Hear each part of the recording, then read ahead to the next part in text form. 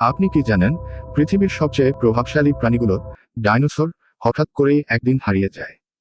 কেন? কি ঘটেছিল সেই সময়ে? আজকে আমরা জানব 6,66,00,000 বছর আগে ঘটে যাওয়া সেই ধ্বংসযজ্ঞের প্রকৃত কারণ। স্বাগতম আপনাকে মাইস্ট্রি অফ দি ওয়ার্ল্ড এপিসোডে।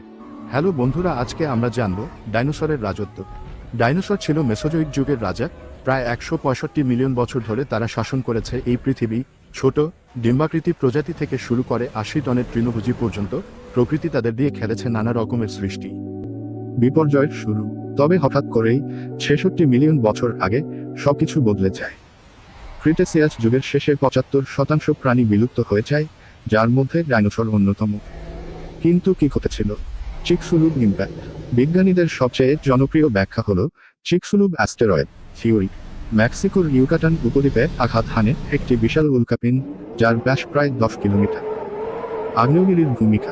এই সংঘর্ষ এতটাই শক্তিশালী ছিল যে বিশ্বব্যাপী আগুন লেগে যায়, সূর্যের আলো আটকে যায়, তাপমাত্রা কমে যায়, শুরু হয় নিউক্লিয়ার উইন্টার।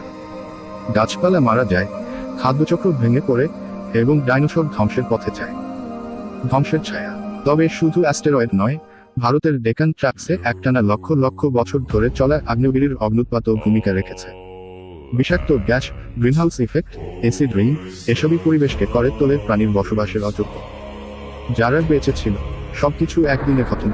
খাদ্য শৃঙ্খল ধ্বংস, তাপমাত্রার পরিবর্তন, পরিবেশগত চাপ সব মিলিয়ে ডাইনোসররা ধীরে ধীরে হারিয়ে যেতে থাকে।